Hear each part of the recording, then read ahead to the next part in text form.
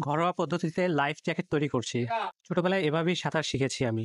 আমার দাদু আমাকে এইভাবেই লাইফ জ্যাকেট তৈরি করে দিয়েছে। ২টা শুকনো নারকেল একসাথে জোড়া দিয়ে সেটাকে বুকের নিচে রেখে সাঁতার কাটা। শরীরের ভর পুরোটাই ধরে রাখে এই শুকনো নারকেল। আজকালকার ছেলেমেয়েরা সাঁতার কিন্তু জানেই না। তবে সাঁতার জানাটা আমাদের জন্য খুবই গুরুত্বপূর্ণ। সাঁতার জানা থাকলে পানিতে ডুবে যাওয়া থেকে নিজেকে এবং অন্যদের রক্ষা করা যায়। শুধুমাত্র তাই নয় কিন্তু, সাঁতার মানসিক চাপ কমাতে, ঘুমের গুণগত মান উন্নত করতে এবং মেজাজ ভালো রাখতেও সাহায্য করে। শরীরের পেশি শক্তি বৃদ্ধি করে। সাঁতার আনন্দদায়ক, আরামদায়ক। শুকনো নারকেলের উপরের আবরণটা অনেক শক্ত। অনেক কষ্ট করে আমি উপরের আবরণ থেকে কিছুটা অংশ বের করার চেষ্টা করছি দায়ের সাহায্যে। অনেক শক্ত থাকার কারণে অনেক পরিশ্রম করতে হয়েছে। এমনি গরমের সময় আরো পুরোপুরি ঘেমে গেছি। দুটোর অংশকে আমি একসাথে জোড়া দিয়ে আমি তৈরি করে ফেলবো ন্যাচারাল হোমমেড লাইফ জ্যাকেট।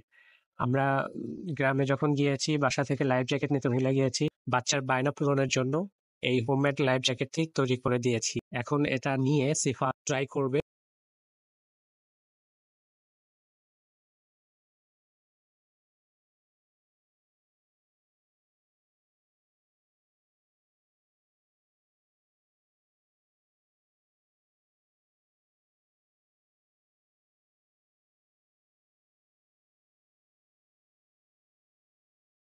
এই পুকুর থেকেই আমি সাঁতার শিখেছি। সিফাতও সাঁতার শেখার প্রস্তুতি নিচ্ছে এই পুকুর থেকে। এভাবে যে সাঁতার শেখা যায় ওর জানা ছিল না। ও আমাকে জিজ্ঞাসা করছে যে কিভাবে কি করব।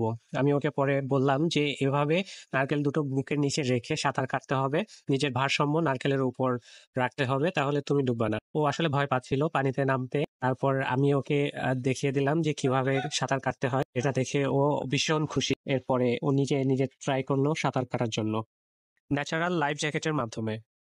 ধন্যবাদ সবাইকে সাথে থাকার জন্য। আবারও দেখা হবে নতুন কোনো ভিডিও। যারা ফেসবুকে দেখছেন লাইক, কমেন্ট, শেয়ার করবেন। যারা ইউটিউব থেকে দেখছেন চ্যানেলটি সাবস্ক্রাইব করবেন।